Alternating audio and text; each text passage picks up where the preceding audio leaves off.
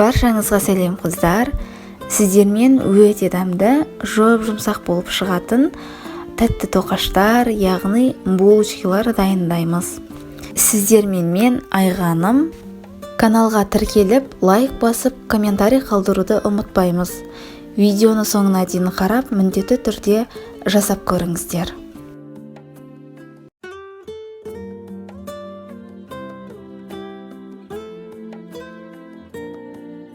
Ең алдымен жылы сүтке қант пен ашытқымызды салып, араластырып, бетін жауып 15 минутқа ашытқымыз көтерілгенше қойып қоямыз. Ашытқымыз көтерілгеннен кейін тұз, жұмыртқа, сұйық май қосып араластырамыз. Ұнды електен өткізіп қосамыз. Әркімнің ұнның тығыздығы әртүрлі болғандықтан, қамырымыз қатты болып қалмас үшін ұнымызды 2-3 бөлікке бөліп қосамыз. Жұмсақ, қолға жабыспайтын қамыр илейміз. Қамырымыз дайын болғаннан кейін бетін жауып, жылы жерге 1,5-2 сағаттай уақытқа қойып қоямыз.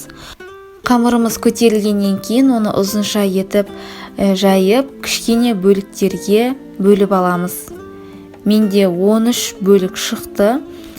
Осы 13 бөлікті әдемілеп, жинақтап, домалақ формаға келтіріп аламыз.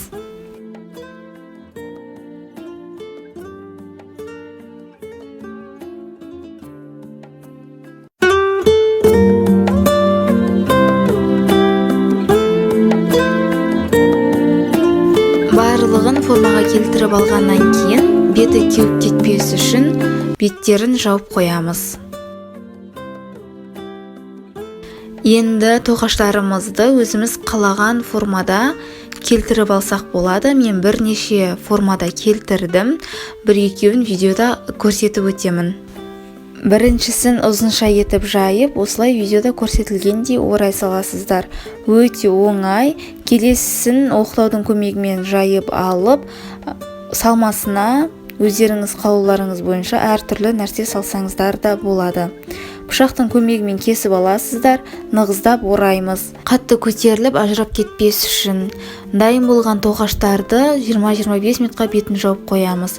Уақыт өткеннен кейін жұмыртқаның сарысын жағып, бетіне қалауларыңыз бойынша қант сепсеңіздер де болады. 180 градуста қызып тұрған пеште беті қып-қызыл болғанша пісіріп аламыз. Баршаңызға ас болсын, міндетті түрде жасап көріңіздер.